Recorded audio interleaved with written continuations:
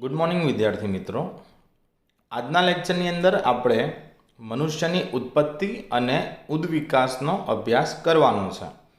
गया लेक्चर में मैं तमने मानव जे छे एनी अश्मी नोंध विषे चर्चा करी। मैं तमने एवुं बी कह्युं हतुं के अश्मी नोंध जूना सिलेबस में हती, नवा सिलेबस में तेनो उल्लेख थयो नथी, पण एमसीक्यू नी अंदर क्यांक कोई रेफरन्स बुक सॉल्व करता होय तो एने अनुलक्षीने प्रश्नो होई शके, माटे आपणे अश्मी नोंध जे छे ए भणावी। हवे अश्मी नोंधनी अंदर मैं तमने त्रण अश्मी एवा कह्या हता के जेनो आपणे मनुष्यनी उत्पत्ति अने उद्विकास में अभ्यास करवाना हता। कया कया तो ड्रायोपिथेक्स हता, रामापिथेक्स हता अने एमांथी होमो इरेक्टस हता। बराबर। गया लेक्चर में मैं तमने मानव उद्विकासनो क्रम जे छे एनो मोटे मोटो ख्याल तो आप्यो तो, पण आजे आपणे मनुष्यनी उत्पत्ति अने उद्विकास जे छे एनी डिटेल में चर्चा करीए। तो आपणी बुक प्रमाणे जोईए तो आपने एवुं कहेवामां आव्युं छे के लगभग 15 मिलियन वर्ष पहला 15 मिलियन वर्ष पहला ड्रायोपिथेक्स अने रामापिथेक्स तरीके ओळखाता प्राइमेट्स जे छे एमनो विकास थयो। बराबर। हवे तेओ वाળ धरावता हता अने गोरिला अने चिंपांजीनी जेम चालता हता। हवे समझो, आपणे आगळ बी एकवार समजाव्युं के ड्रायोपिथेक्स जे छे ए मानवना दूરના पूर्वजो छे, पण आ ड्रायोपिथेक्स एप जेवा एटले के वांदरा जेवा वधु लागता हता। ड्रायोपिथेक्स ने गोरिला अने चिंपांजीना बी आपणे पूर्वजो कहीए छीए। ज्यारे रामापिथेक्स जे छे ए मानव जेवा वधु लागता हता। हवे इथोपिया अने तांजानिया जे छे एनी अंदर अमुक मानवना अस्थि जेवा अश्मिओ आपणने मळी आव्या हता। बराबर। एमने आपणे ऑस्ट्रेलोपिथेक्स तरीके ओळखाया। तो फरीथी एकवार आपणे ड्रायोपिथेक्स अने रामापिथेक्स पछी एमांथी कोण उतरी आया? तो एमांथी उतरी आया ऑस्ट्रेलोपिथेक्स। ऑस्ट्रेलोपिथेक्स जे छे ए मानव अने एपने जोड़ती कड़ी गणवामां आवे छे। आपणे ऑस्ट्रेलोपिथेक्स जे छे तेमां मनुष्यना बी लक्षणों छे अने तेमां एप एटले के वांदराना बी लक्षणों जोवा मळे छे। हवे એવું કહેવાય કે 3 થી 4 મિલિયન વર્ષ પહેલા તેઓ પૂર્વ આફ્રિકામાં જોવા મળતા હતા। 4 ફૂટ જેટલી તેમની ઊંચાઈ હતી અને તેઓ દ્વિપાદ ચલન જે છે એ ધરાવતા હતા, મતલબ કે બે પગથી ચાલતા હતા। તેમના અશ્મિઓ આપણને ક્યાંથી મળ્યા હતા? તો પૂર્વ આફ્રિકાની અંદર જ કયા દેશોમાંથી? તો ઇથોપિયા અને તાંજાનિયામાંથી એમના અસ્થિ જે છે અસ્થિના અશ્મિઓ આપણને મળી આવ્યા હતા। અને આ જ ઓસ્ટ્રેલોપિથેક્સ જે છે એ 2 મિલિયન વર્ષ પહેલા પૂર્વ આફ્રિકાના તૃણ પ્રદેશમાં પણ જોવા મળતા હતા। હવે અહીંયા કન્ફ્યુઝન ક્રિએટ થઈ શકે છે કે એકવાર આપણે 3 થી 4 મિલિયન વર્ષ પહેલા ઓસ્ટ્રેલોપિથેક્સનો ઉલ્લેખ કર્યો અને એના પછી 2 મિલિયન વર્ષ પહેલા બુકની અંદર ઓસ્ટ્રેલોપિથેક્સનો ઉલ્લેખ થયેલો છે। તો આમાં થયું કેવું કે 3 થી 4 મિલિયન વર્ષ પહેલા ઓલરેડી ઓસ્ટ્રેલોપિથેક્સ જે છે એ આવી ગયા હતા અને પછી ઓસ્ટ્રેલોપિથેક્સ જે છે એમાંથી જ ઘણા બધા નવા જાતિ જે છે, મતલબ કે મનુષ્ય જેવા દેખાતા પ્રાઇમેટ્સ જે છે એ વિકાસ પામ્યા। એમાંના એક છે ઓસ્ટ્રેલિયોપિથેસાઇન। આ ઓસ્ટ્રેલિયોપિથેસાઇન જે છે એ 2 મિલિયન વર્ષ પહેલા ત્યાં પૂર્વ આફ્રિકાના તૃણ પ્રદેશમાં વસતા હતા, પણ બુકની અંદર શબ્દ ઓસ્ટ્રેલોપિથેક્સ જ વાપરવામાં આવ્યો છે। તો આપણે એ રીતે યાદ રાખીશું। હવે આ ઓસ્ટ્રેલોપિથેક્સ જે છે એ પથ્થરના ઓજારોથી શિકાર કરતા હતા, તેમજ ખોરાક તરીકે તેઓ ફળો ખાતા હતા અને તેઓ જે છે એ આ પૂર્વ આફ્રિકાના તૃણ પ્રદેશની અંદર વસવાટ કરતા હતા। હવે આ જે ઓસ્ટ્રેલોપિથેક્સનો ઉદ્વિકાસ થઈને સૌપ્રથમ માનવ સમાન, માનવ જેવા જ લક્ષણો ધરાવતા હોમો હેબિલિસ જે છે એ અસ્તિત્વમાં આવ્યા। આ હોમો હેબિલિસ પ્રાણીઓ જે છે તે સૌપ્રથમ મનુષ્ય જેવા દેખાતા પ્રાણીઓ હતા। તેમની મસ્તિષ્ક ક્ષમતા જે છે એ 650 થી 800 સીસીની વચ્ચે હતી। આ એમનું કદ દર્શાવે છે। 650 થી 800 સીસી એટલે ક્યુબિક સેન્ટીમીટર। સીસી જે છે એનું ફૂલ ફોર્મ છે ક્યુબિક સેન્ટીમીટર। અને આ હોમો હેબિલિસ જે છે એ સંપૂર્ણ શાકાહારી હતા। તેઓ માંસ ખાતા હતા નહીં। ખાસ યાદ રાખજો, હોમો હેબિલિસ જે છે તેઓ માંસ ખાતા ન હતા અને આ હોમો હેબિલિસ જે છે એમનો ઉદ્વિકાસ થયો આ હોમો હેબિલિસ જે છે તેમનો ઉદ્વિકાસ થયો અને આ હોમો હેબિલિસમાંથી હોમો ઇરેક્ટસ કે જેને આપણે લુપ્ત માનવ તરીકે બી ઓળખીએ છીએ, આ હોમો ઇરેક્ટસ જે છે એ આપણને મળી આવ્યા. તો લગભગ 1.5 મિલિયન વર્ષ પહેલા, લગભગ 1.5 મિલિયન વર્ષ પહેલા આ હોમો ઇરેક્ટસ જે છે એ આપણને મળી આવ્યા. હવે પૂર્વ આફ્રિકામાંથી એવું બને કેટલાક જે છે એ અન્ય બધા ખંડો જેમ કે મધ્ય એશિયા છે, એશિયા છે, આ બધા ખંડોની અંદર તેઓ જે કહેવાય ને કે વિચરણ પામ્યા હશે. એક જ વિસ્તારમાં તો રહેશે નહીં ને બધા, આમથી આમ એક અલગ અલગ જગ્યા ઉપર જઈ શકે. તો એવું માનવામાં આવે કે હોમો ઇરેક્ટસ જે છે એના સૌથી પહેલા અશ્મિ આપણને ક્યાંથી મળ્યા? તો હોમો ઇરેક્ટસના સૌથી પહેલા અશ્મિ ફિલિપાઇન્સની અંદર એક વિસ્તાર છે જાવા, આ જાવામાંથી એમના અશ્મિઓ આપણને પ્રાપ્ત થયા અને હોમો ઇરેક્ટસના અશ્મિ આપણને જાવામાંથી પ્રાપ્ત થયા. ફિલિપાઇન્સનો એક વિસ્તાર છે, માટે આપણે હોમો ઇરેક્ટસ જે છે તેને જાવામેન તરીકે પણ ઓળખીએ છીએ. તે સિવાય આ હોમો ઇરેક્ટસના અન્ય અશ્મિઓ ચીનના પીકિંગ વિસ્તારમાંથી, બુકમાં પેકિંગ શબ્દ આપ્યો છે પણ એનું પ્રોપર નામ છે પીકિંગ, તો ચીનના પીકિંગ વિસ્તારમાંથી આપણને પ્રાપ્ત થયા, માટે આ હોમો ઇરેક્ટસને આપણે પીકિંગ મેન પણ કહીએ છીએ. મતલબ અહીંયા બે નામ મળ્યા, હોમો ઇરેક્ટસને આપણે જાવા મેન પણ કહી શકીએ, તેની સાથે સાથે આપણે હોમો ઇરેક્ટસને પીકિંગ મેન તરીકે પણ ઓળખી શકીએ છીએ. હોમો ઇરેક્ટસ ઊભું દ્વિપાદ ચલન ધરાવતા હતા, એટલે કે બે પગથી ચાલતા હતા. તેઓ ગુફામાં વસતા હતા. ઓસ્ટ્રેલોપિથેક્સ કરતા કદમાં એઓ સેજ ઊંચા હતા. આ હોમો ઇરેક્ટસ સૌથી પહેલા એવા પ્રાણીઓ હતા કે જેમણે આગને કંટ્રોલ કરતા શીખી હતી. તેઓ આગનો ઉપયોગ પોતાના કામ માટે કરતા. એ સિવાય વિવિધ ઓજારો જે છે તે પણ તેઓ બનાવી શકતા હતા.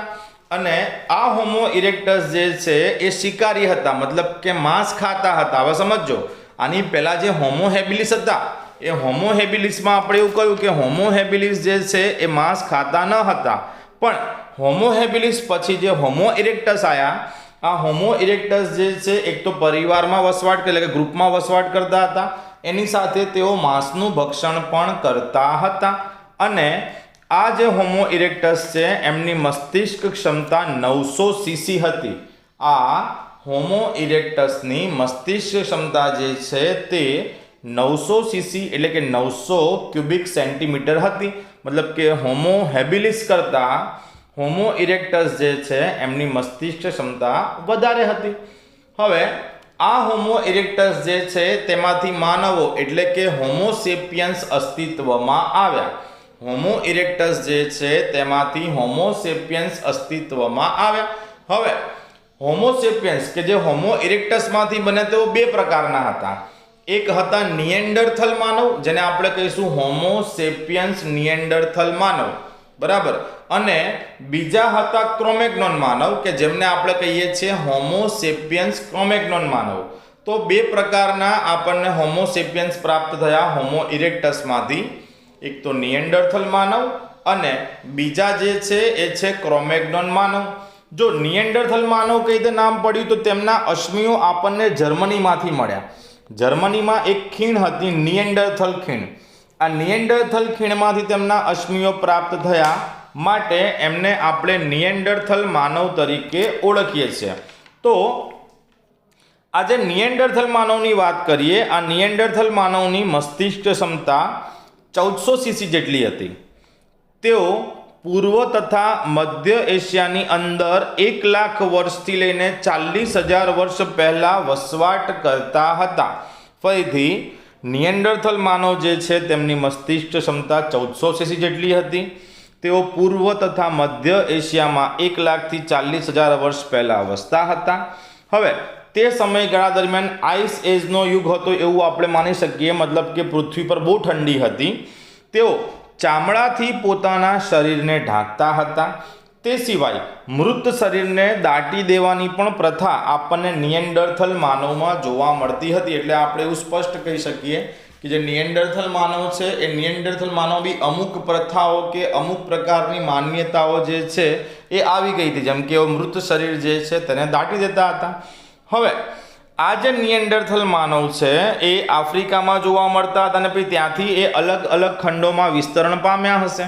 હવે અલગ અલગ ખંડોમાં વિસ્તરણ પામ્યા એટલે આપણે એવું કહી શકીએ કે પછી એની જે અશ્મિ આપણને જર્મનીમાંથી મળ્યા, બરાબર, કારણ કે એઓ આફ્રિકામાંથી કહેવાય ને કે વિસ્તરણ કરતાં કરતાં અન્ય ખંડોમાં બી ગયા, માટે એમના અશ્મિ જર્મનીમાંથી મળ્યા. જેમ કે આપણે હોમો ઇરેક્ટસની વાત કરી તો એના અશ્મિ આપણને ચીનમાંથી પણ મળ્યા, ફિલિપાઇન્સમાંથી બી મળ્યા. મતલબ કે આ બધા પ્રાણીઓ જે છે એ અલગ અલગ ખંડો ઉપર વિચરણ કરવા લાગ્યા હતા. હવે જેમ આપણે કીધું કે નિએન્ડરથલ માનવ જે છે એ 1000 થી 40,000 વર્ષ પહેલા વસવાટ કરતા હતા અને તે જ સમયગાળા દરમિયાન 75,000 થી લઈને 10,000 વર્ષ પહેલા ક્રોમેગ્નોન માનવ જે છે એ અસ્તિત્વમાં આવ્યા. મતલબ કે જ્યારે નિએન્ડરથલ માનવ હતા ત્યારે ઓલરેડી ક્રોમેગ્નોન માનવ આવી ગયા હતા. ક્રોમેગ્નોન માનવ જેને પૂર્વ આધુનિક માનવ બી આપણે કહી શકીએ.